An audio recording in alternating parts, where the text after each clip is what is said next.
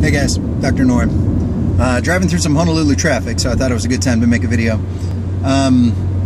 Had a patient come in yesterday. The practice I'm in, I took over an existing patient base. So this patient who came in yesterday, this is the first time I've seen him. Last time he was in was over a year ago.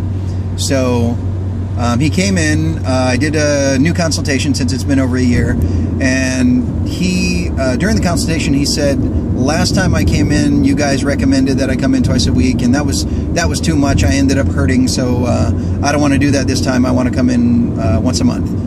And right there, that's the topic I want to talk about.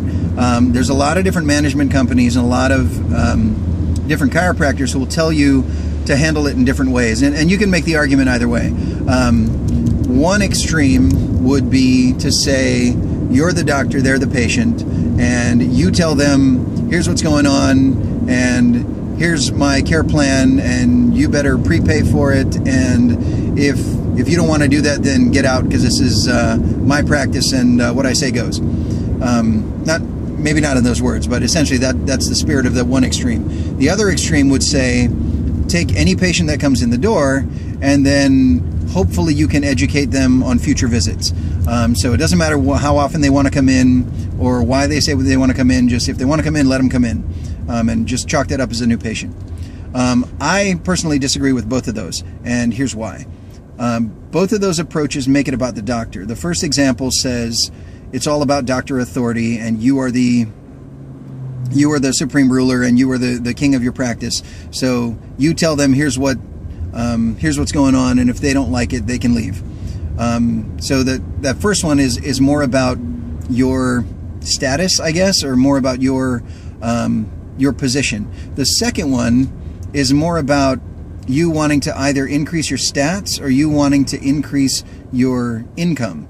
And that can happen a lot, especially when you're new in practice and you need that money of any patient who'll come in the door. So you tend to let the patient dictate the care a lot, and you say, yeah, I need that $40, so let them come on in, or $50 or $60 or whatever you charge, or I need that stat, I need that one more new patient to make my goals for the month, or whatever it is.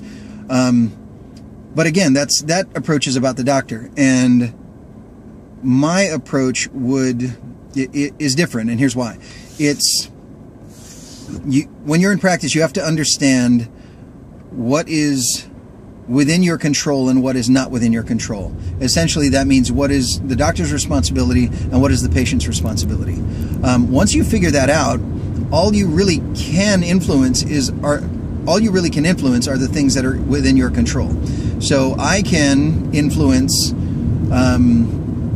the consultation, I can influence the exam, I can choose my own adjusting technique, I make the recommendations to the patients, I tell the patients what they can expect if they comply, I tell the patients what they can expect if they don't comply. All of that is within my control. The decision to get care is up to the patient, and that is not in my control. So if this patient says, thanks, that makes sense, but I don't want to do it, that's up to them, and that is an option that they can choose. And no matter what a management company might tell you, there is no magic script that'll get 100% compliance on 100% of the patients. The patient is still going to choose if this is something they want or this is something they don't want. Okay? So when you try to take that responsibility away from the patient and you force them into a decision by saying, either coercing them and saying, you're stupid if you don't take this, and don't you care about your health, and all of these salesy gimmicks that are going to try to force their hand, or if you try to kind of put down the iron fist and say, this is what happens in our office, and if you don't like it, you can leave. You're trying to force something that's completely out of your control. Okay, so realize that as you start to get into student clinic, and even when you get into practice, there's going to be things that are in your control and things that are out of your control. You can really reduce your stress by operating within the things that you can control, and realizing that if a patient chooses not to accept care, then they're not rejecting you, they're just choosing not to accept care, and it's that simple. So you can still go home at night and say, you know what, I did my job, and I can sleep well because I know I made the best recommendation, and I feel bad that the patient didn't choose it, but I honor the patient's right not to choose it. So that's all I wanted to say on this video. If you have any questions, leave them below. If you have any suggestions for other topics you'd like to see me make videos of, let me know as well. You can always reach me on chirocompass.com. And then we have that private Facebook group, facebook.com/groups/chirocompass. Share it with your other classmates, and even with other students you know at other chiropractic schools. I think we've got about 4 or 5 chiropractic schools that are represented on that page now.